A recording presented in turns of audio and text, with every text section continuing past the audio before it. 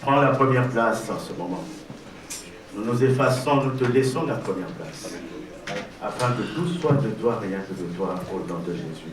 Amen. Amen. Nous allons prendre notre Bible. Nous allons prendre notre Bible. Nous allons dans les Saintes Écritures, dans 2 Rois, chapitre 20. 2 Rois, chapitre 20. 2 Rois, chapitre 20.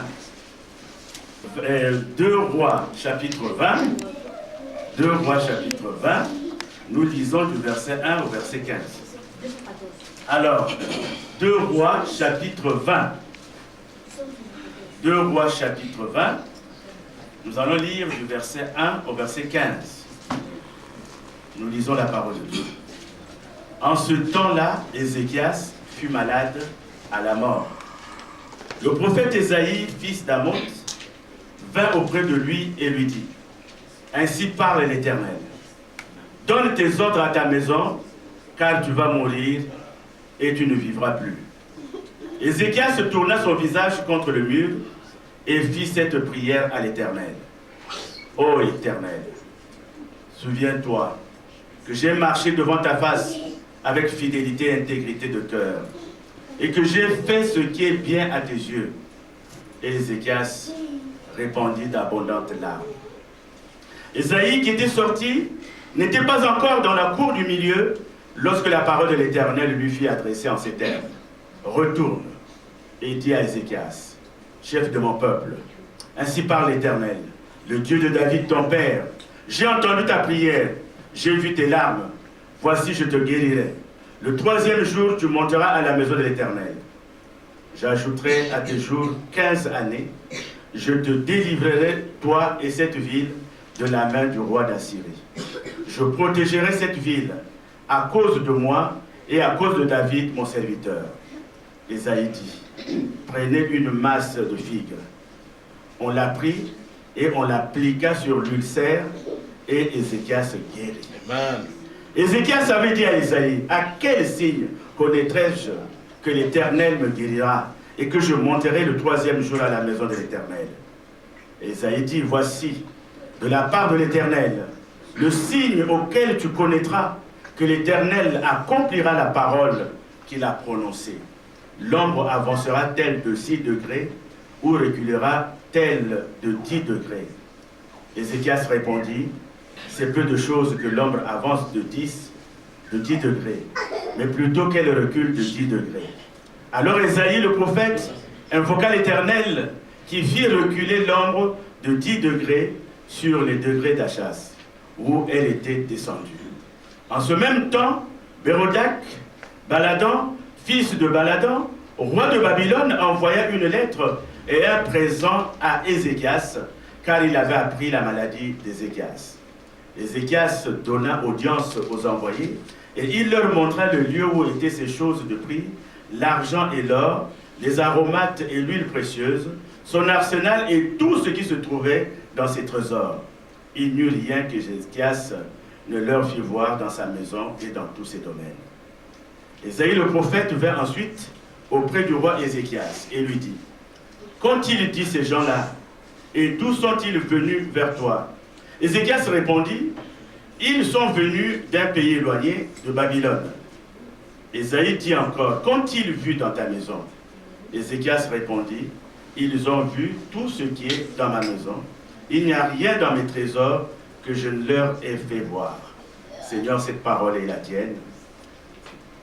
Délivre, Seigneur, ce que tu as prévu à ton peuple. Je m'efface, mes connaissances s'effacent, mon orgueil s'efface, ma vantardise s'efface. Je te laisse la première place, car la parole de Dieu demeure la parole de Dieu, et qu'elle demeure en ce moment, afin que ton peuple soit touché, que ton peuple soit comblé. Au nom de Jésus, nous chassons, nous brisons tout ce qui est contraire à cette parole. Au nom de Jésus, nous disons Amen. Amen. Amen. Amen. Asseyons-nous. Avant de commencer, regarde le verset 15. Le verset 15 nous dit, Ésaïe dit encore, qu'ont-ils vu dans ta maison? Si c'est ta Bible, tu soulignes, qu'ont-ils vu dans ta maison? Si c'est ta Bible, souligne ce mot-là, qu'ont-ils vu dans ta maison? C'est le titre du message.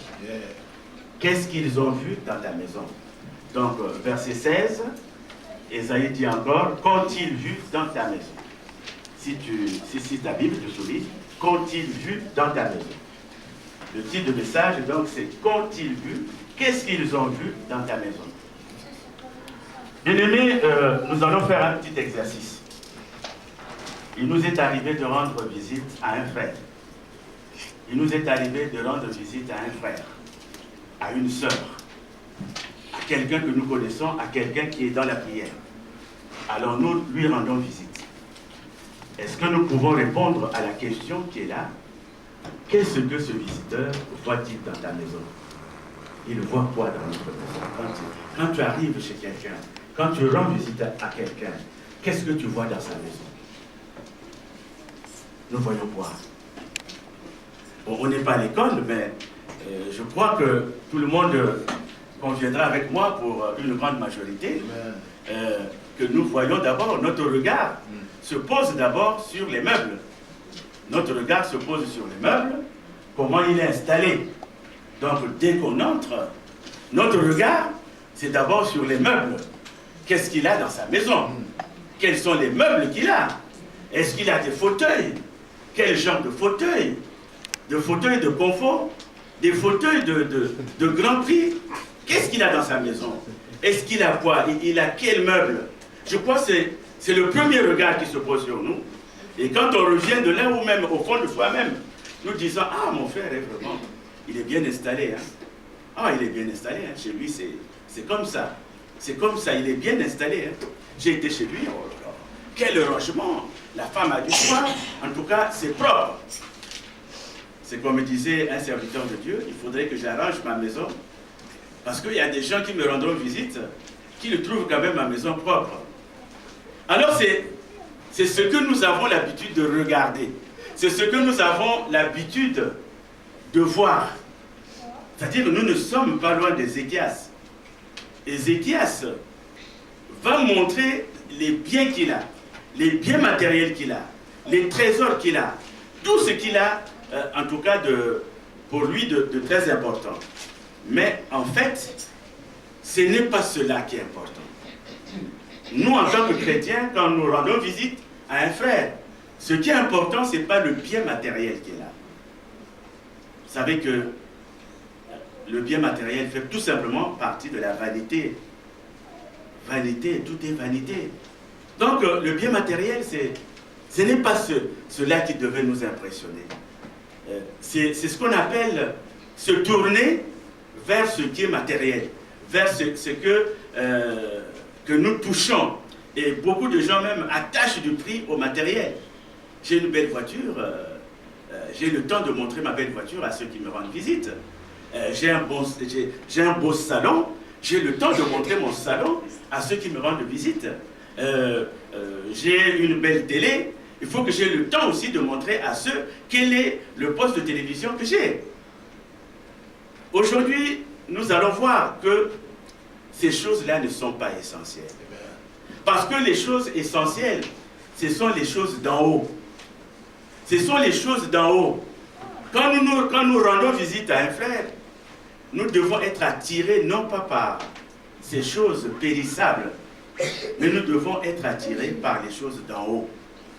Et justement, ce matin, nous allons parler de 3 choses que l'on peut trouver dans une maison. 3 choses que l'on peut trouver dans une maison. Et quand on sort de cette maison, et après avoir vu ces 3 choses, on se dit oui, j'ai été chez un enfant de Dieu. Donc c'est ce que nous allons essayer de voir ensemble. Mais nous introduirons notre propos en disant tout simplement que le roi Ézéchias est malade. Il est malade et Dieu va envoyer le prophète Ésaïe. Donc le prophète Ésaïe, dans un premier temps, va dire à Ézéchias qu'il va mourir. Prépare-toi, fais ta dernière prière, tu vas mourir. Parce que Ézéchias, devant le Seigneur, a fait une faute grave. Il a fait une faute grave, il n'a pas respecté les biens de la maison de l'Éternel, et l'Éternel le punit. Vous savez qu'il souffre, il a un ulcère là. Alors, il est malade. Donc, dans un premier temps, Ésaïe lui annonce la mort. Et la Bible dit qu'il n'est pas encore sorti, il n'est pas encore parti. D'ailleurs, avant, quand il lui dit, tu vas mourir, et il lui dit, fais ta prière, fais ta dernière prière. Alors, écoutez la prière d'Ézéchias. Verset 3. Ô Éternel, souviens-toi que j'ai marché devant ta face avec fidélité et intégrité de cœur, et que j'ai fait ce qui est bien à tes yeux. Et la Bible dit quoi? Ézéchias répandit d'abondantes larmes. Donc, sa prière est sincère. C'est une prière de repentance. Il se repent devant le Seigneur. Voilà, Seigneur, ce que j'ai fait. Mais souviens-toi de moi. Ne vois pas seulement ce que j'ai fait aujourd'hui. C'est vrai, j'ai fauté. C'est vrai, j'ai fait une erreur. C'est vrai, j'ai fait une faute. Mais souviens-toi de moi. Regarde, regarde, souviens-toi de moi. Et comme Dieu a pour chacun de nous le livre de souvenirs, il va ouvrir le livre de souvenirs pour voir ce que Ézéchias avait réellement fait avant sa faute. Dieu est tellement touché parce qu'il voit les larmes. Il voit les larmes, donc c'est sincère. Quand quelqu'un est dans la repentance avec des larmes, cela touche le Seigneur. Le Seigneur est touché. Et il dit à Ésaïe, non, reviens. Va le voir encore de ma part. Dis-lui qu'il ne va pas mourir. Il vivra. Et d'ailleurs, je lui ajoute 15 ans. Est-ce qu'on peut acclamer pour ce Dieu-là? Est-ce qu'on peut acclamer? Alléluia, alléluia. Je lui ajoute 15 ans. Amen. Alléluia. Amen. Donc regardez ce Dieu. Et Ésaïe le lui confirme de la part du Seigneur. Ésaïe le lui confirme de la part de l'Éternel. Alors nous venons de lire que le roi de Babylone, c'est un autre royaume, lui, il va envoyer quelqu'un, il va envoyer des gens avec une lettre et un présent, un cadeau, parce qu'il a pris la maladie d'Ézéchias. Il a pris la maladie d'Ézéchias. Donc lui, il ne sait pas qu'Ézéchias est guéri. Mais comme il avait appris la maladie de son collègue roi, il va envoyer des personnes avec une lettre. La Bible ne nous donne pas le contenu de la lettre, mais ça devait être certainement un courrier qui devait fortifier Ézéchias, qui devait lui dire que, comme le roi de Babylone ne croit pas en Dieu, bon, je ne sais pas quelle fortification il lui a donnée. On ne sait pas. On ne peut pas imaginer. On ne peut pas imaginer, mais on suppose. Mais il lui donne, il lui envoie un présent. Alors Ézéchias s'est flatté parce qu'il a reçu un cadeau. Il a reçu un cadeau. Et quand il va, la Bible nous dit qu'il va recevoir ces gens-là en audience. Et quand il va les recevoir en audience, c'est là qu'il leur montre les biens qu'il a. Voilà ce que j'ai, voilà ce que j'ai, voilà ce que j'ai. Déjà, en réfléchissant, on peut se rendre compte qu'il n'y a pas de rapport entre sa maladie et les biens qu'il va montrer. Amen. Il n'y a aucun rapport. Amen. Parce que tu as été malade, je te rends visite et tu vas me montrer tes biens. Je ne sais pas si vous voyez le rapport. Il n'y a pas de rapport du tout. Alors, ce matin, bien-aimés, nous allons voir trois choses que l'on peut voir dans la maison de quelqu'un. Trois choses. Si le temps nous le permet, je crois qu'il nous le permettra. Trois choses. Le titre que nous avons donné, c'est « Qu'ont-ils vu dans ta maison ?» Ils ont vu quoi? Pour Ézéchias, il y a les trésors, il y a ceci, il y a l'argent, il y a des pierres précieuses, il y a l'huile, il y a l'or, il y a des choses de prix, il y a des aromates. Donc voilà. Alors, quand Ésaïe revient, il lui dit, mais ces gens-là, tu les as reçus, oui. Ils viennent d'où? Ils viennent de Babylone. Ils sont venus te voir, oui. Mais qu'est-ce qu'ils ont trouvé dans ta maison? Ils ont trouvé quoi? Ils ont trouvé quoi? C'est comme aujourd'hui, tu as été visiter un frère, tu reviens, et quelqu'un te demande, voilà, tu as été chez le frère tel, qu'est-ce que tu as trouvé là-bas? Je parie que nous sommes des Ézéchias. Tu vas lui dire que j'ai trouvé une maison, en tout cas, les meubles, télé, il y a ceci, il y a cela, c'est bien ordonné, c'est bien. Je crois que c'est ce qu'on va dire. Ne nous cachons pas. Il n'y a pas à nous tromper, je crois que c'est ce qu'on doit dire. C'est ce que nous devons dire. Mais nous allons voir trois choses que l'on peut trouver dans la maison de quelqu'un. Quelqu'un qui prie. La première chose, bien aimé, nous allons dans Jean. Jean chapitre 12. Jean chapitre 12, au verset 8. Jean chapitre 12, au verset 8. Vous savez que Jean venait d'être interpellé par les anciens à propos de l'acquittement de la femme adultère. Amen. Donc la femme adultère, Jésus lui dit que, d'abord il va lui demander où sont les gens qui t'accusaient. Et donc personne ne t'a condamné. Moi, je ne te condamne pas non plus. Va et ne pêche plus. Alors dès qu'il a fini ce discours, dès qu'il a fini d'acquitter cette femme, au verset 12, le Seigneur dit, Jésus leur parla de nouveau et dit, je suis la lumière du monde. Celui qui me suit ne marchera pas dans les ténèbres, mais il aura la lumière de la vie. Est-ce que quelqu'un peut me dire la lumière de la vie? La lumière de la vie. Est-ce que tu peux dire à ton frère la lumière de la vie? Donc ce qu'on trouve, ce qu'on doit trouver dans ta maison. Je disais Jean chapitre, oui, verset 12. J'avais dit 12, oui. Jean chapitre 8, verset 12. Jean chapitre 8, verset 12. Il venait de parler avec ceux qui le taxaient de tout pour la femme adultère. Et maintenant, il va définir sa mission divine. Il dit, je suis la lumière du monde.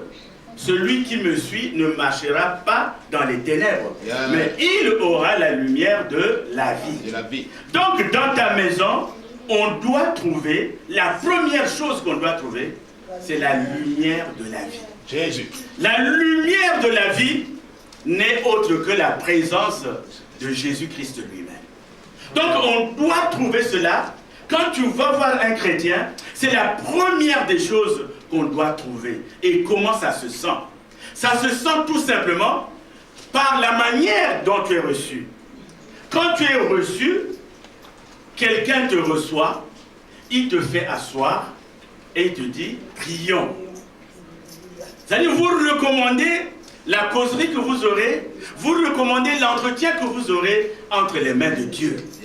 Avant de lui proposer quoi que ce soit. Quand quelqu'un arrive, ah, ça va ma soeur, oui, ça va, oui. Tu fais asseoir ta soeur, tu fais asseoir ton frère. La première des choses, c'est en tout cas la lumière de la vie. C'est-à-dire Jésus-Christ. Cette lumière doit briller dans ta maison. Cette lumière doit briller dans ta maison. Comment elle brille? Elle brille ici dans ta maison. Tu es marié, tu es avec ta femme, tu es avec tes enfants.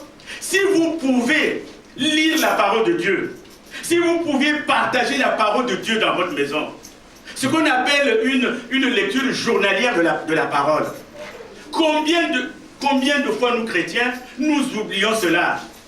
Lire la parole, tu es avec ta femme, tu es avec ton enfant. C'est ainsi d'ailleurs que l'enfant va grandir dans la prière. C'est ainsi que l'enfant va grandir dans la prière. Alors, sa présence, c'est cela. Commencer par la prière. Or que nous, qu'est-ce que nous faisons? Quand on reçoit quelqu'un à la maison, on n'a même pas le temps de lui dire bonjour. On n'a même pas le temps de prier avec lui, que nous commençons déjà à faire des médisances. Que nous commençons déjà à faire des calomnies. Donc, dès qu'il rentre, tu sais, oui, mais j'ai entendu, nanana. Ah bon, tu as entendu, oui. Donc, en tout cas, vous pouvez passer une heure où vous parlez d'un tel a fait ça, un tel a été comme ça, un tel a fait ça, un tel a fait ça. Si vous ne parlez pas d'un tel a fait ça, vous parlez des habits. Tu sais, moi j'étais comment on appelle ça? J'étais à Paris, comment on appelle le coin où vous allez souvent? À Château-Rouge. J'étais à Château-Rouge, tu vois, j'ai ramené telle pièce. Ah bon? Combien il a coûté? Mais tu sais, j'ai dit qu'on te garde une pièce là-bas. En tout cas, vous ne parlez que des pièces. Des pièces. Oh, moi, j'ai fait stresser mes cheveux là, tu vois. J'ai vu une personne. Donc, on ne parle que de ça. Et si ce sont des célibataires, elles ne vont parler que des mecs. Tu vois, j'ai vu un mec là-bas. Ah, ce mec-là est terrible, la façon dont il m'a regardé. Je te dis sincèrement. Ah bon? Ah bon? Mais il n'a pas un ami? Tu ne peux pas me proposer son ami? On ne parle que de ça. Et si ce sont des hommes, on parle des meufs. Ah, j'ai vu une meuf là. Une nana, j'ai vu une... Ah, vraiment, elle est canon, hein? Ah, elle est canon. Ah bon? Mais il n'a pas une amie. On va voir ça. J'ai parlé déjà de toi. On ne parle que de ça.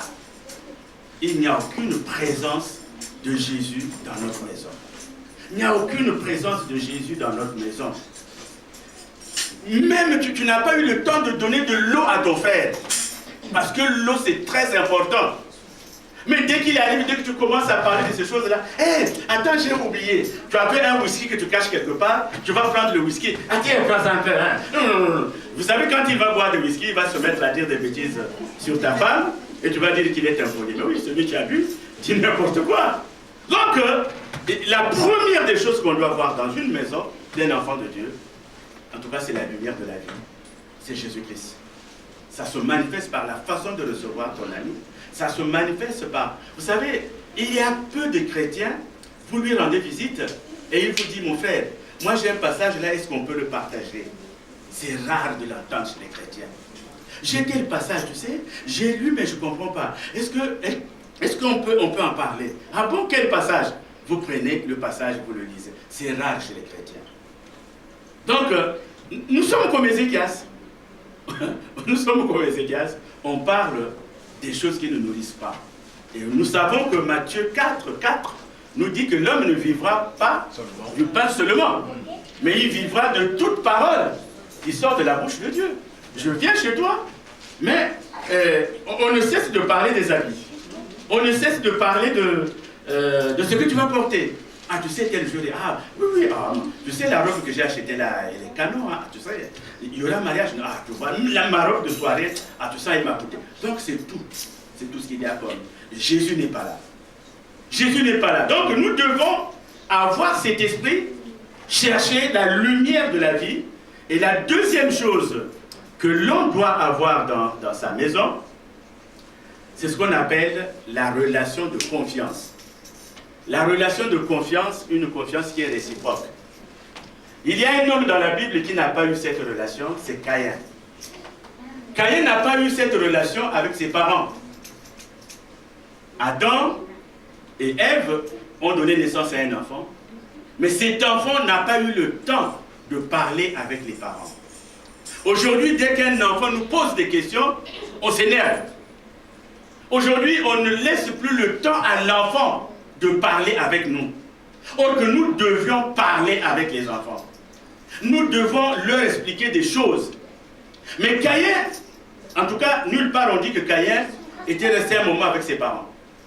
Et comme il n'a pas eu cette relation de confiance, comme il n'a pas eu cette relation réciproque avec ses parents, en tout cas le moindre incident qui arrivait, c'est la haine qu'il avait contre son frère Abel. Le moindre incident qui est arrivé, le premier qui est arrivé, c'est la jalousie contre son frère, parce qu'on ne lui a jamais expliqué ces choses-là. Et il pensait qu'il fallait régler ce problème en tuant son petit frère.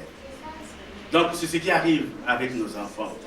Aujourd'hui, quand vous ne prenez pas le temps, il y a même des parents qui n'ont pas le temps de rester avec leurs enfants.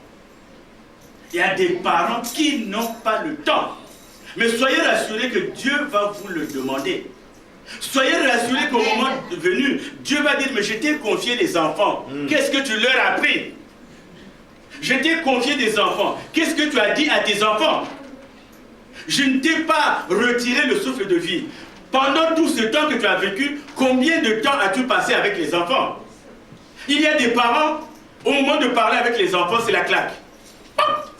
En tout cas, l'enfant n'a que la relation de la chicotte avec son père. Amen. Le papa vient pour brimer. Le papa vient pour brimer. Le papa vient pour brimer. Mais comment peux-tu brimer sans éduquer? Comment? On commence par l'éducation. Et si l'éducation ne tient pas, c'est là maintenant qu'il faut essayer de brimer. Mais quand tu brimes un enfant, tu ne te bats pas contre quelqu'un. Tu ne vas pas brimer ton enfant jusqu'à le blesser. Tu ne vas pas brimer ton enfant jusqu'à le rendre vraiment inapte. Donc, il y a cette relation-là. Cette relation nous manque. Cette relation nous manque. Et d'ailleurs, quand on va dans Éphésiens rapidement, Éphésiens 6, versets 1 à 3, quand on va dans Éphésiens 6, ah, c'est comme ça, à lire la parole, à retrouver facilement. Éphésiens chapitre 6, versets 1 à 3, la Bible nous dit, Éphésiens 6, versets 1 à 3, la Bible nous dit, « Enfants, obéissez à vos parents, selon le Seigneur, car cela est juste. Honore ton père et ta mère. » C'est le premier commandement avec une promesse. Afin que tu sois heureux et que tu vives longtemps sur la terre. Écoutez bien le verset 4.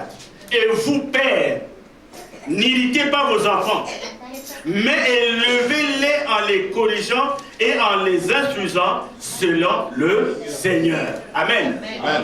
Il ne faut pas irriter les enfants. Mais nous devons élever nos enfants, s'il faut les corriger, mais selon la parole de Dieu, selon le Seigneur. C'est ce qu'on appelle avoir une relation de confiance dans la maison. Il faut que cette relation de confiance existe. Il faut que cette relation de confiance soit omniprésente. Et d'ailleurs, les parents ne s'arrêtent pas là. les parents, parmi leurs enfants, ils ont de la partialité. Ce qu'on a vu dans la maison d'Isaac et Rebecca. La Bible dit que Isaac aimait Ésaü, tout simplement parce qu'Ésaü lui rapportait du gibier. Ésaü, c'était un bon chasseur, il rapportait du gibier, Isaac aimait Ésaü. Et Rebecca, lui, préférait Jacob. Quand bien même la parole dit que le grand frère serait assujetti à son petit frère. Mais ce n'était pas pour autant que les deux devaient avoir un préféré. Hein, et d'ailleurs ça on le sent. Dans une maison, vous savez, vous pouvez comprendre l'enfant qui est très attaché à sa mère et l'enfant qui ne veut même pas sentir l'odeur du père et l'autre qui est rattaché à son père qui ne veut même pas voir sa mère. Ça, c'est des choses. Pour les blancs dans leur, j'ai dit les blancs, les gens qui ont étudié, ils appellent ça le complexe d'Édipe. Mais nous, enfants de Dieu, ça n'existe pas. Le complexe d'Édipe, c'est lorsque le garçon aime la mère, il aime la mère, il ne voudrait pas que papa s'approche de la mère, il aime vraiment, et il veut même tuer son père.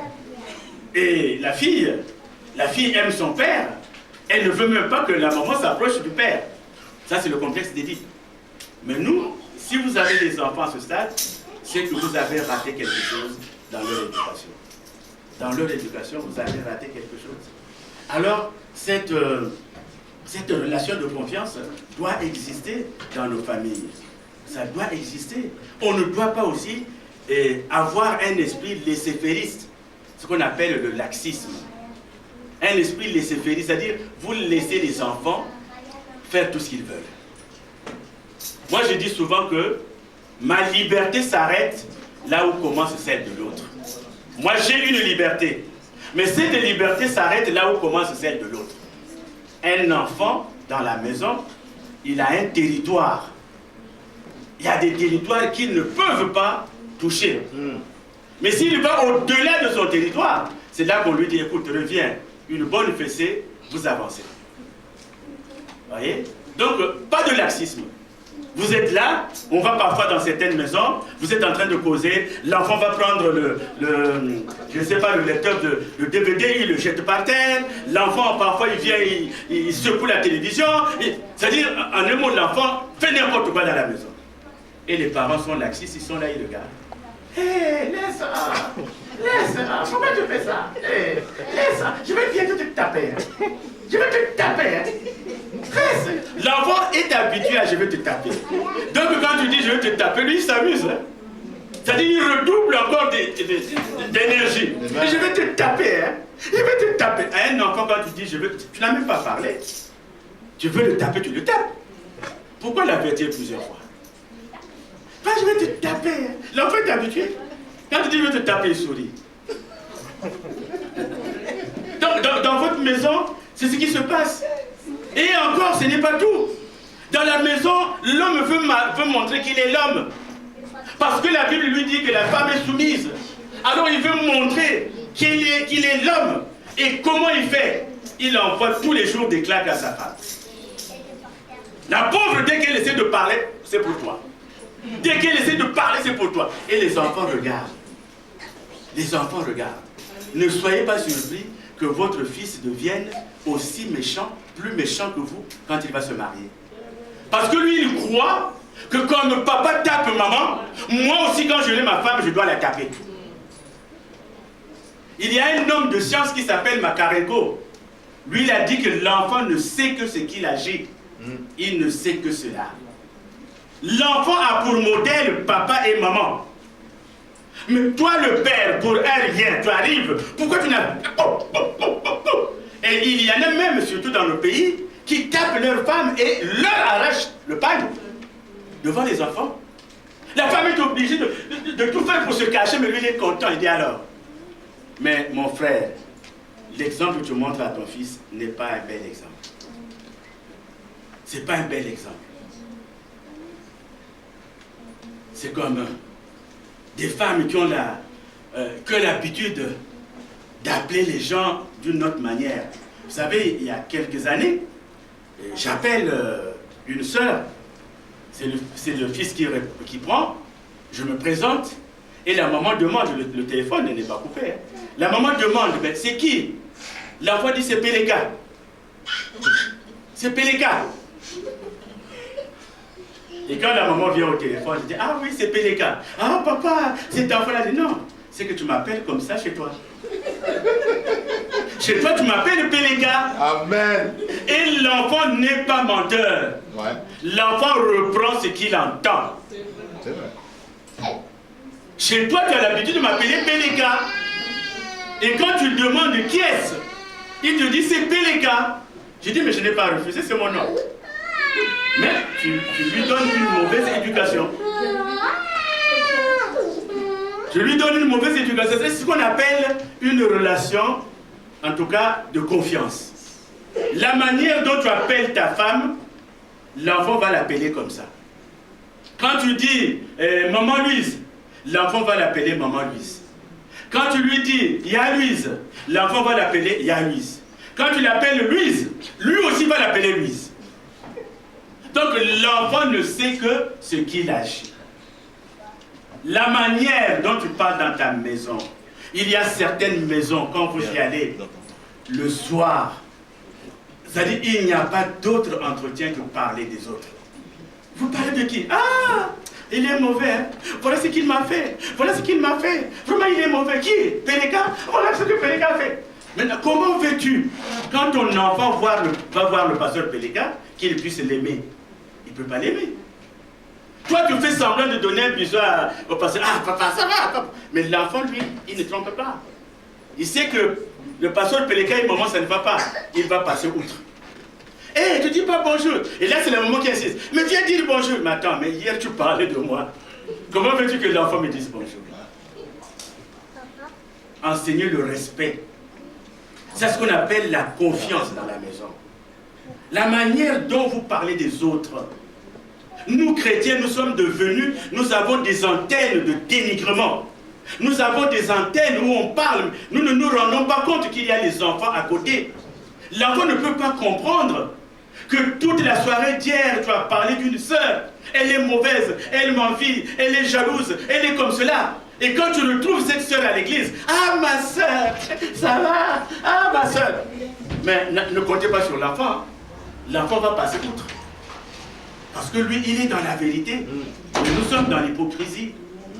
Ce qu'on appelle une relation de confiance dans la maison. C'est ça la relation de confiance. Et puis encore, la Bible, c'est vrai quand vous allez dans 1 Corinthiens 7, prenez la référence, 1 Corinthiens 7, verset 3 à 5, 1 Corinthiens 7, verset 3 à 5, parle des obligations conjugales. Parle des obligations conjugales. Mais ces obligations conjugales, la Bible dit que vous devez être prêts.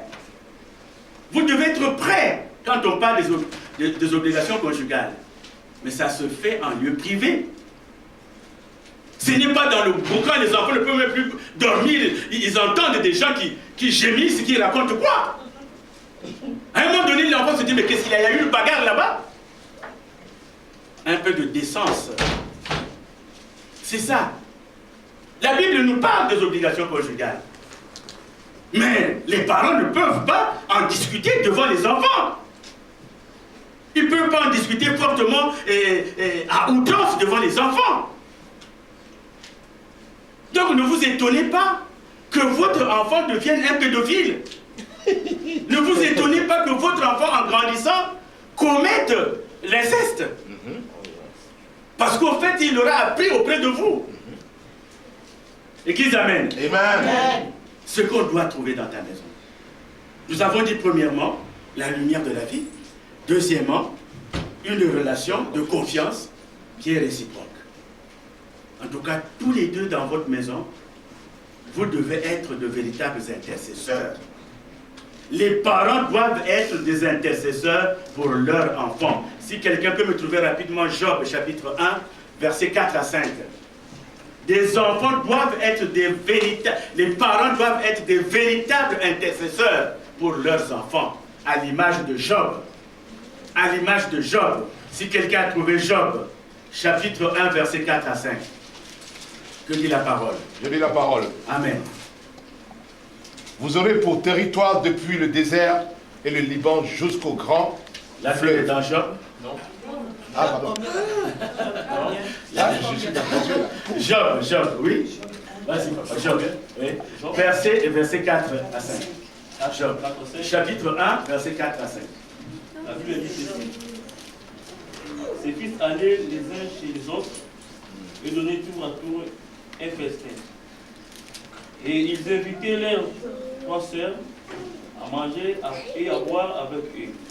Et quand le jour de festin était passé, Job appelait et sanctifiait ses fils. Puis il s'élevait du bon matin et offrait pour chacun d'eux un holocauste. Car Job disait, peut-être que mes fils ont-ils cherché et ont-ils offensé Dieu dans leur cœur. C'est ainsi que Job avait continué la vie. Amen. Donc Job, nous parents, nous devons être intercesseurs. En tout cas, pour nos enfants. Job, quand ses enfants sortaient, et quand les enfants rentraient, il priait. Il faisait une prière de repentance, une prière de recommandation au Seigneur. Peut-être que les enfants ont fait ceci. Ils sont allés boire, ils sont allés manger avec les amis, ils ont dû danser, ils ont dû offenser Dieu.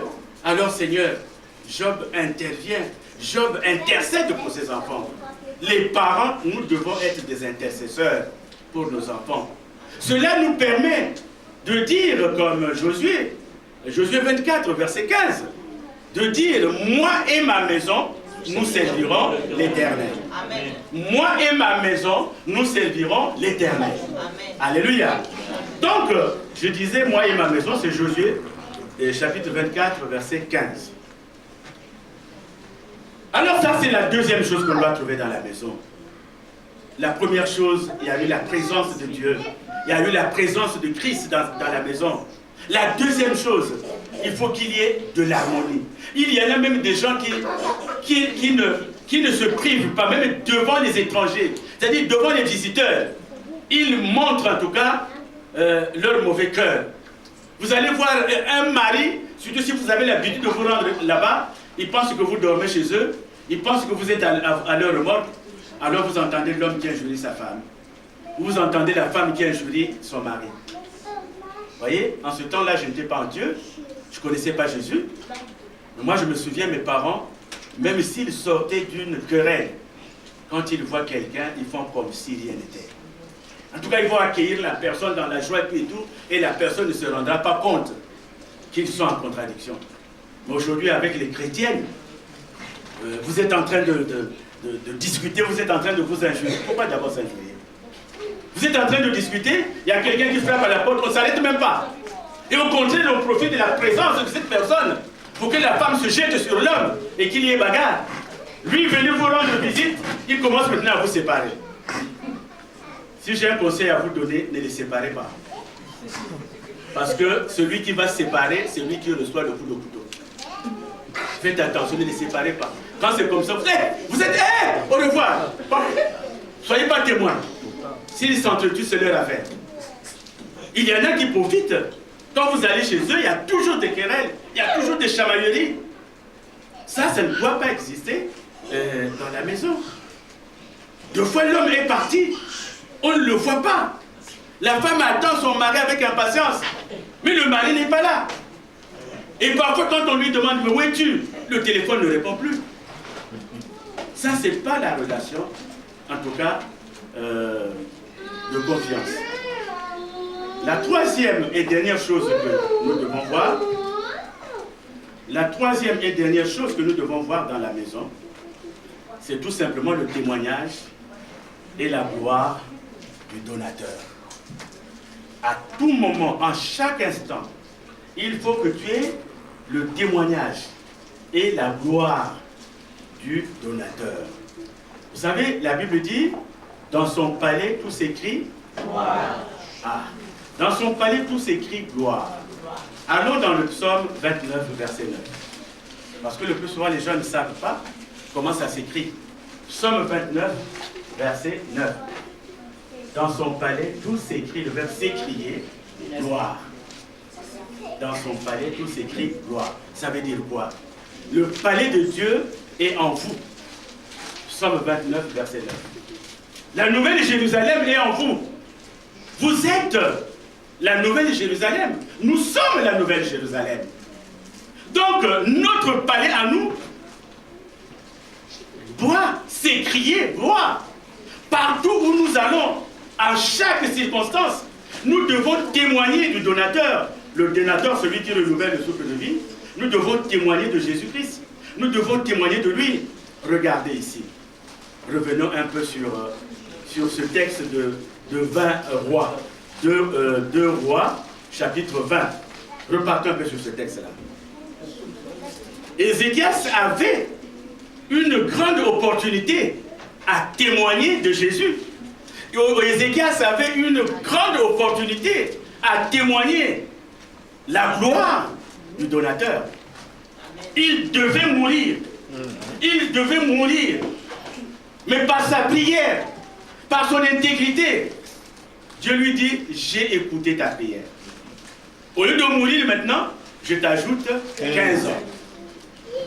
15 ans. Au lieu de mourir maintenant, je t'ajoute 15 ans. Maintenant, il reçoit une délégation qui vient de Babylone. Les gens de Babylone ont au moins 1000 dieux. On les appelle des idolâtres. Ils ont au moins 1000 dieux. En tout cas, chez eux, ils ont un Dieu de fécondité, ils ont un Dieu d'amour, ils ont un Dieu de prospérité. Tout ce qui existe, il y a un Dieu. Ils en ont beaucoup. Mais Ézéchias a la possibilité de recevoir ces gens-là. Il avait une occasion en or pour parler de son Dieu à ces gens. Il devait leur dire, voyez, vous me trouvez debout. Effectivement, j'allais mourir.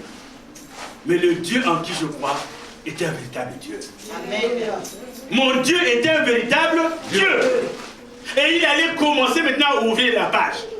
Il allait commencer maintenant à raconter. J'étais malade. J'avais un ulcère. Je souffrais de ceci. J'étais même sur le point de mourir. Mais Dieu a dit stop. Je t'ajoute 15 ans. Il n'a pas dit un seul mot de cela. Bien-aimé, à chaque fois que tu es avec quelqu'un qui ne connaît pas Jésus, tu es un Ézéchias. Parce que tu te dis, mais je vais lui parler de Dieu, qu'est-ce qu'il va en penser? Ton problème, ce n'est pas de faire des calculs. La Bible dit, il a envoyé la parole, et la parole les guérit. Ton rôle à toi, c'est de lui parler de Jésus. Combien d'occasions nous ratons? Tu es avec un frère qui vit avec toi, tu ne lui as jamais parlé de Jésus. Et même quand tu veux lui parler de Jésus, tu es timide. Tu es timide. Voyez maintenant ce qui se passe. Beaucoup de chrétiens se convertissent musulmans.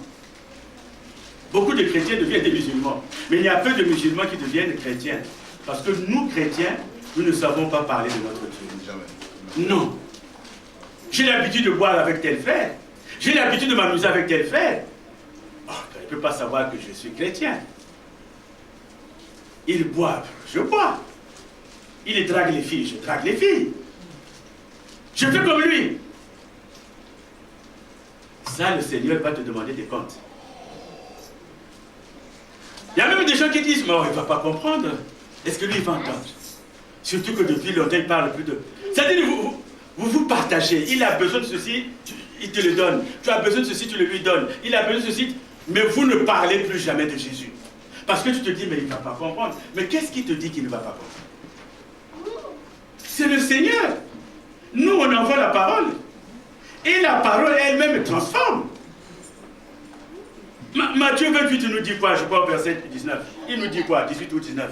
Il dit quoi? Allez, faites de toutes les nations, mais disciples.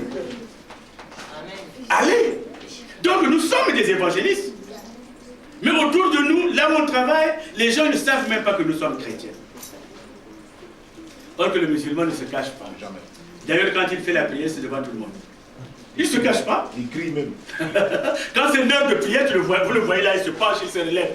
Mais toi, chrétien, tu ne peux même pas faire une prière devant lui. Il crie même. Hein? Nous avons honte. Mais la Bible dit, comme vous avez honte de lui, lui aussi aura honte de vous.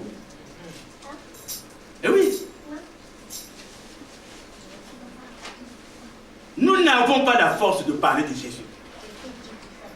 Nous n'avons pas cette force. Ézéchias avait la possibilité. Moi, je suis guéri. Grâce à mon Dieu. Mon Dieu est bon. La nouvelle que tu avais apprise là, que j'étais malade, c'est vrai, j'allais mourir. J'étais mourant.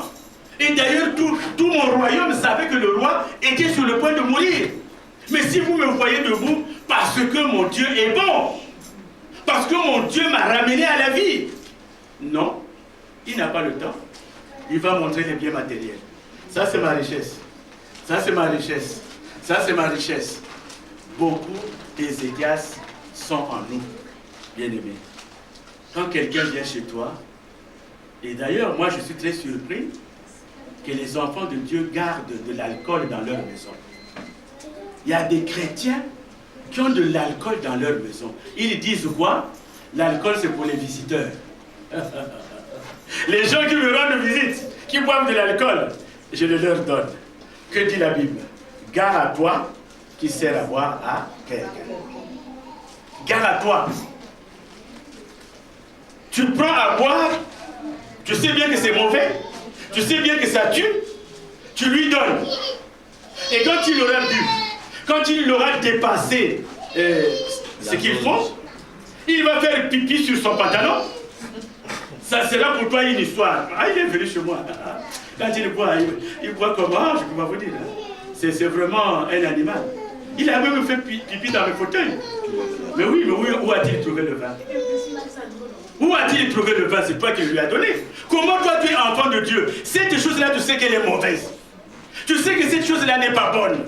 Comment peux-tu garder de l'alcool dans ta maison? Comment peux-tu garder des cigarettes dans ta maison? Oh, ça c'est pour mes visiteurs quand ils viennent. Il y a quelqu'un qui va dire, ah, c'est loin ici le bureau de tabac, je voudrais acheter. Non, non, non, t'en fais pas. Moi j'ai des Marlboro. J'ai des Marlboro, tu viens, tu sors les Marlboro. Et tu le lui donnes, sans savoir que ce que tu lui donnes va le tuer. La cigarette tue. Est-ce que vraiment tu aimes ton ami? L'alcool que tu lui donnes tue. Mais je viens chez toi. Tu n'es pas obligé de me donner de l'alcool, même si j'en prenais. Tu ne peux me donner que ce que tu as. Je ne t'ai pas envoyé de l'argent pour te dire, bon, moi je viens chez toi, achète-moi tant de casiers de bière. C'est toi qui me reçois, et ce que tu me donnes, c'est ce que tu as. Si j'ai vraiment soif, à tout prix, il faut que je prenne de l'alcool, je dis, bon, mais écoute mon frère, chez moi, il n'y a pas d'alcool. Chez moi, il n'y a pas de... Il y a beaucoup d'enfants de Dieu qui n'ont pas le courage de le faire. Voyez? Vous ne savez pas que celui qui voit un voleur, son frère est en train de voler, lui, il guette s'il y a quelqu'un qui va venir. Vous ne savez pas que celui-là qui est en train de guetter, il est aussi condamnable que celui qui vole. Mais oui, c'est complicité. C'est la même chose. Toi, tu sais que l'alcool et toi, c'est fini. Mais pourquoi gardes-tu de l'alcool dans ta maison? Pourquoi gardes-tu du whisky dans ta maison? Il y a même des gens qui disent, oh, mais je reçois des gens, c'est pour manger à table. C'est vrai, quand j'étais dans le monde, je ne mangeais pas sans vin. Quand j'étais dans le monde, je ne pouvais pas avaler quelque chose. Et puis le camembert que je mangeais, il avait une sentence terrible. C'est-à-dire, on te le donne. Tu ne peux pas l'avaler. Et pour l'avaler, il fallait de l'alcool. Mais, bien aimé, quand la Bible dit, si quelqu'un est en Christ, il est une nouvelle créature. Voici Les choses anciennes. les choses anciennes sont passées. Et voici toutes les choses sont devenues nouvelles. Toi, tu es resté encore en Égypte. Or qu'on a quitté l'Égypte. Pourquoi tu hontes d'assumer ce que tu es? C'est comme une femme, elle vit avec toi. Oh chérie, je t'aime. Oui, tu m'aimes, oui. Mais dès qu'elle voit des gens, elle se cache. Mais pourquoi tu te caches? C'est que tu as beaucoup de mari. Parce que s'il n'y avait que moi, ah, tu me tiendrais par la main. C'est ça. Malgré ma laideur. Tu serais fier de moi. Elles sont comme ça. Alléluia. Amen. Mais quand tu te caches, parce que tu as vu des gens, c'est que tu ne m'aimes pas. Ah, elle a beaucoup de jetons. Amen. Ça me dit. Mais oui, si tu aimes l'homme, Si devant tout le monde, tu te pavanes. Ah, et puis toi, l'homme, dès que tu vois quelqu'un d'autre qui vient t'appeler, dès que tu... Attends, pourquoi tu me tiens par la main? Non. Pourquoi tu me tiens par... Non, moi je ne peux pas ça. Mais tout à l'heure, je te tenais par la main. Qu'est-ce qui s'est passé? C'est comme celui qui ne boit pas. Moi, c'est pour ça que quand je vais chez quelqu'un, ou quand je sais que telle personne garde du whisky chez elle, quand je sais que telle personne garde du vin chez elle, on ne peut pas me dire que cette personne-là ne boit pas de whisky. Je ne peux pas croire. On ne peut pas me dire que cette personne-là ne boit pas du vin. C'est un soulard caché. Et parfois, quand il prend son vin en cachette, il va taper sa femme. La femme a l'habitude de préparer. Oh, il y a trop de sel là. Oh, or qu'il a déjà mangé ailleurs. Il vient seulement faire exprès, comme on dit. Il a déjà mangé. Mais comme la femme l'attendait, dès que... Oh, ça c'est quoi aussi? Non. Il a déjà mangé. Et si tu t'approches de lui, il sent de l'alcool. Ce qu'on appelle des infiltrés. Nous en avons plein. Donc Ézéchias c'était un infiltré. Ézéchias qui n'a pas pu parler de Jésus était un infiltré. Bien aimé, c'est par là que nous allons pouvoir terminer ce message.